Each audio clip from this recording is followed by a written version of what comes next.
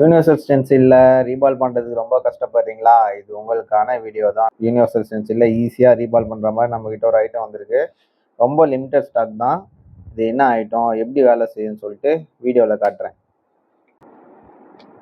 சின்ன கிளாஸ் தான் நண்பா, ஆனால் வேலை பார்த்தீங்கன்னா தரமாக இருக்கும்.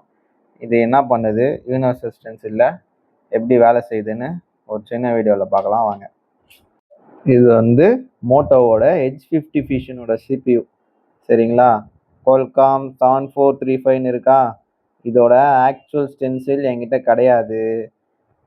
யூனிவர்சல் ஸ்டென்சிலில் ரீபால் பண்ணுறது ரொம்ப கஷ்டமாக இருக்குது. அதனால் நம்ம என்ன பண்ண போகிறோம், நம்மக்கிட்ட வந்த ஐட்டத்தை வச்சு எப்படி இதை ரீபால் பண்ணணும்னு காட்ட போகிறேன். ஓகே, எப்பவும் போல் நார்மலாக யூனிவர்சல் ஸ்டென்சிலில் பிபிடி அப்ளை பண்ணிடுறோம்.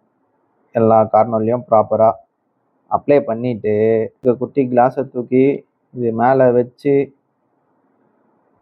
டியூசர் நல்லா ஒரு தரமான ஒரு கரெக்டான பென் டியூசரை எடுத்து அது மேலே எப்படி பிடிச்சிக்கிறோம்.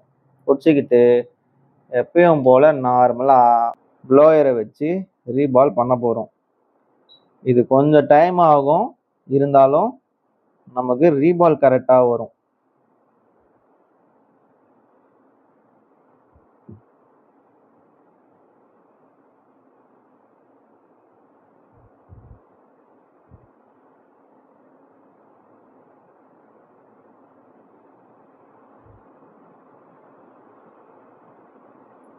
ரொம்ப அதிகமாக ப்ரெஸ் பண்ணக்கூடாது. ரொம்ப அதிகமாக ப்ரெஸ் பண்ணிங்கன்னா கிளாஸ் உடஞ்சிரும். இது வெறும் ஒரு டேம்பர் கிளாஸ் மாதிரி தான். இது லைட்டாக ப்ரெஷர் பண்ணால் போதும். நம்மளோட மிஷின் வந்து பால்ஸ் எல்லாம் கரெக்டாக அலைன்மெண்ட் ஆகி அதில் உட்காரணும், அவ்வளோதானே தவிர ரொம்ப ஃபோர்ஸெல்லாம் வந்து அழுத்தக்கூடாது. ஒரு பர்ஃபெக்டான ரீபால் வந்து இந்த ஒரு டூல் இருந்தால் உங்களால் பண்ண முடியும். அவ்வளோதான். வெறும் ஒரு டைம் ரீபால் பண்ணிங்கனாலே பக்காவாக இருக்கும். யூனிவர்சல் ஒரு ஒன் டைம் ரீபாலுக்கே கரெக்டாக பக்காவாக வந்துடுச்சு.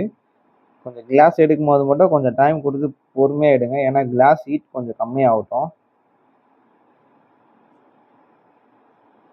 வாவ், சிபிஐ இப்போ க்ளீன் பண்ணிவிட்டு எக்ஸ்ட்ரா பால்ஸ்லாம் இருக்குது. சிபிஐ க்ளீன் பண்ணிவிட்டு உங்களுக்கு செக் பண்ணி காட்டுறேன் எப்படி இருக்குது பார்க்கலாம்.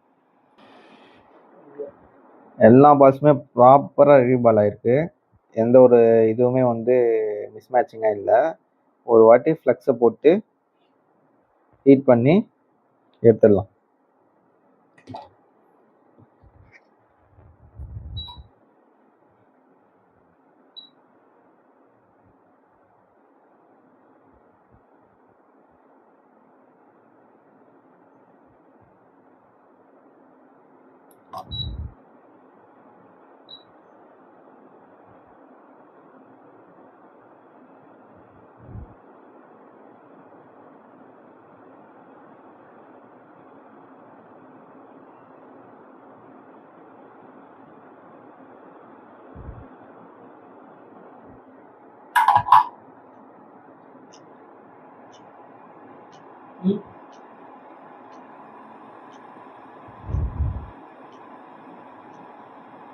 எல்லா பால்ஸுமே ஈவனாக ஆயிருக்கு.